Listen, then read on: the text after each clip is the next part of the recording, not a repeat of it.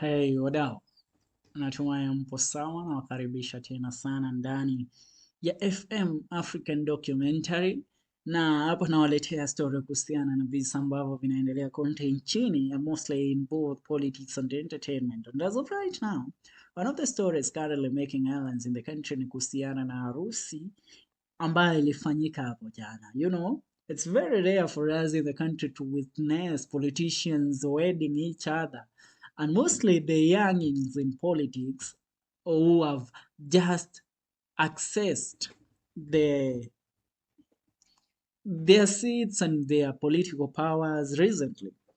But yesterday we witnessed a marriage between Rigathi Gachagua's son, political son I mean, Eric Wamwombi, the Member of Parliament of Madeira, to also the predecessor to Sabina Chege, the former women representative of Murang'A County, Betty Maina.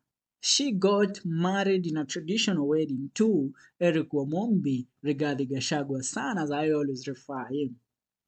So, among the people that attended the wedding includes the Member of Parliament of Embakasi East, which is one of the most trending speeches that were given in that wedding. Babu Owino, being a Member of Parliament of Embakasi, is also affiliated to Azimio la Umoja. And when mostly in our politics in the country, we don't dine in the same table while we are in different political affiliations. But Babu Owino yesterday was at the wedding of Betty Maina and Eric Wamwombi, and he gave out a speech where the speech was laughed by the attendees in the wedding. And people that never attended the wedding includes the man believed to be the father of Eric Wamwombi, Rigathi Gachagua, the deputy president of the nation, together with his wife. Pastor Dorcas Rigathi Gachagua was missing in action at the wedding. Also, President William Ruto and the First Lady were missing in action. The reason why Ruto was missing in action is because he was attending a function and a Thanksgiving function in Meru County together with the First Lady, Mama Rachel Ruto.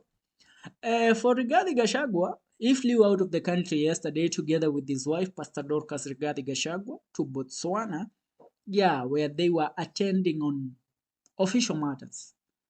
Now, the wedding was left for MPs. Governors like Governor Anne Waiguru was there. Governor Susan Kihika was also there. She attended. Governor Cecil Baride of Embu is believed to have attended. And other few political leaders from the Kenya Kwanza administration, including the majority whip in the National Assembly, Silvana Sosoro, the Member of Parliament of South Mugirango. Women representative include the women rep of Kiambu County. Anwa Muratha was also there in attendance.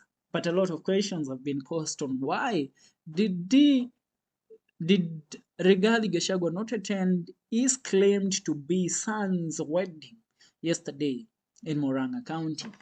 And these are among the current trending stories in the country. My name is Felix Wanda. Make sure you subscribe to FM African Documentary, for we are here for you.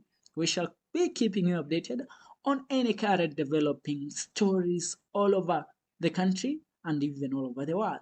My name is Felix Wanda.